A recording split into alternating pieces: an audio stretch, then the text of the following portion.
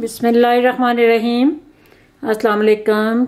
Welcome to JICA with तल्लत। कैसे हैं आप सब? अल्लाह आपको अपनी अमान में रखे, जहाँ भी रहें खुश रहें, आबाद रहें। आज मैं आपको बड़े टेस्टी और बड़े थोड़े मुनफरिद से पकोड़े, वेजिटेबल पकोड़े बताने लगी हूँ।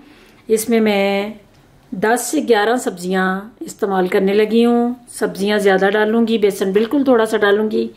इतने क्रिस्पी और इतने टेस्टी ये पकोड़े बनते हैं कि रोज़ों में आप एक दफ़ा बना के खाएंगे तो बार बार आपका दिल करेगा कि मैं रोज़ाना हम इनको बना के खाएं। चलिए मैं आपको बताती हूँ कि ये सारे पकोड़े किस तरह तैयार करते हैं, इसमें क्या क्या डलता है और कितनी मिकदार में डलता है। आजकल वेजिटेबल इतनी अच्छी हैं और इतनी खूबसूरत हैं कि दिल करता है कि इसका सालन भी खाएं और पकोड़े भी बना के खाएं। ये आलू डाल रही हूँ, प्याज, शिमला, बैंगन और ये फूल गोभी है, ये कैबिज है, गाजर और ये पालक ली है। पालक आजकल ये देसी वाली आई हुई है, वो आपने पकोड़ों में यूज़ करनी है। पुदीना थोड़ा सा और सब्ज़ धनिया और 2 से 3 सब्ज़ मिर्चें। ये सारी वेजिटेबल मैं आपको काट के लंबाई की सूरत में मैं इनको काटूंगी और जितना भी बारीक काट सकें ये इस कद्दूकश से मैं इनको कद्दूकश करूंगी। तो सारी मैं आपको काट के दिखाती हूँ। ये मैंने सारी वेजिटेबल काट के रख ली हैं। बैंगन और आलू को मैंने पानी में डाला है क्योंकि इन दोनों को काला हो जाता है, इसलिए इनको मैंने फ़ौरन पानी में डाल दिया था। और बाकी ये सारी मैंने थोड़ी थोड़ी सारी सब्जियां मैंने काट के रख ली हैं। ये पहले थोड़ा सा पानी डालना है।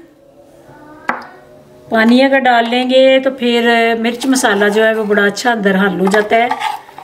ये 1/2 टीस्पून चिली फ्लेक्स, ये 1/2 टीस्पून खुशक धनिया पिसा हुआ भुना हुआ, थोड़ा सा सफ़ेद ज़ीरा, थोड़ी सी अजवाइन। ये मैं अपने टेस्ट के मुताबिक डाल रही हूँ। नमक आपने अपने टेस्ट के मुताबिक नमक को चेक कर लेना है, तो फिर आपने ये ऐड करना है। ये इतना सा आपने बेकिंग पाउडर डालना है।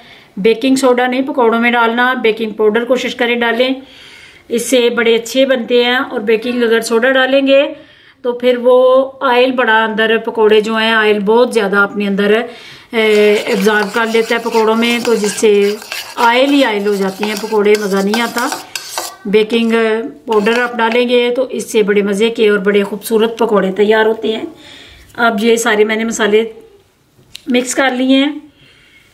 इसके बाद अंदर ये सारी वेजिटेबल डालनी है। बिस्मिल्लाहिर्रहमानिर्रहीम। शिमला, ये फूल गोभी है, गाजर, ये आलू जो पानी में मैंने काट के रखे थे उनको अच्छी तरह निचोड़ के, तो फिर आपने डालना है। बैंगन और आलू जो है वे पानी के बगैर ब्लैक हो जाते हैं, इसलिए इनको मैंने पानी में डाल दिया था। ये सारी सब्जियां पहले आपने नमक मिर्च के अंदर अच्छी तरह मिक्स कर लेनी है हाथ से, क्योंकि ये चम्मच से काम करने वाला नहीं है। हाथ से ये सारी चीज़ें मिक्स करके तो फिर आपको थोड़ा सा पानी का भी अंदाज़ा हो जाएगा। ये ना हो कि आप पानी पहले डाल दें तो बेसन आपका ज़्यादा ढीला हो जाए, क्योंकि सब्जियां धुली हुई हैं और सब्जियों के अंदर भी पानी है, इसलिए मैं अभी पानी नहीं डाल रही। पहले मैं बेसन डाल के मिक्स करके तो उसके बाद पानी जितना चाहिए होगा उतना मैं डालूँगी। ये बेसन को आपने याद से छिलनी से छान लेना है, तो इसके बाद पकोड़ों में इसको मिक्स करना है, क्योंकि इससे जो अंदर अगर कोई कीड़ा वगैरह या कोई पत्थर वगैरह हो तो वो निकल जाता है। इसलिए जब भी पकोड़े बनाएं, जो भी बेसन और मैदे से काम करें उसको ज़रूर छान लिया करें। ये सिर्फ हाफ कप मैंने मैदा बेसन डाला है। तो अब इसको पहले सब्जियों में मिक्स करके तो उसके बाद मैं पानी डालूंगी। पानी बिल्कुल थोड़ा सा यूज़ होना है इसमें, क्योंकि सब्जियां अभी मैंने ताज़ी ताज़ी धोई हैं। अक्सर ही ऐसा होता है जब पकोड़े बनाने लगते हैं साथ साथ वेजिटेबल को वॉश करते हैं तो उनमें बहुत ज़्यादा पानी होता है। ये देखें,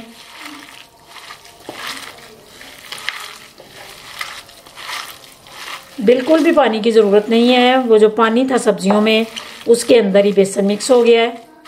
ऑयल को मैंने मीडियम फ्लेम पे गर्म कर लिया है। अब थोड़ा सा कम करके तो फिर अंदर पकोड़े ऐड करूंगी। ये सरसों का ऑयल है। सरसों के ऑयल में पकोड़ों का मज़ा जो है वो दुबाला हो जाता है। ये थोड़ा सा ऑयल लगा लेना है हाथ को। उसके बाद बिस्मिल्लाहिर्रहमानिर्रहीम पकोड़े को जो मटेरियल है उसको पकड़ना है। और आपने क्योंकि इसमें वेजिटेबल ज़्यादा है तो चम्मच से अगर आप डालेंगे तो वो बिखर जाएंगे। इस तरह आपने इनको जोड़ के तो डालना है। बिस्मिल्लाहिर्रहमानिर्रहीम। ये आप कबाबों की शक्ल में बनाएंगे तो और ख़ूबसूरत लगेंगे। ये देखें अल्हम्दुलिल्लाह एक साइड तैयार हो गई है। तो अब मैं इसकी साइड चेंज करने लगी हूँ। अब सारे पकोड़े बना के आपको मैं डिश आउट करके इनका फाइनल लुक इनकी दिखाती हूँ। आराम आराम से मैं इनको फ्राई कर रही हूँ। बिल्कुल भी मैंने चूल्हा तेज़ नहीं किया हुआ क्योंकि अंदर तक ये पकने चाहिए। माशाल्लाह वेजिटेबल पकोड़े तैयार हैं। इतने क्रिस्पी और इतने मज़े के ये पकोड़े बने हैं। ये देखिए मैं खोल के भी आपको दिखाती हूँ। इतनी मज़े की खुशबू आ रही है। अगर मेरी आज की रेसिपी आपको पसंद आए इसको ज़रूर लाइक शेयर कीजिए। दुआ में मुझे याद रखना। अल्लाह आप सबका हामी और नासिर। खुदा हाफिज़।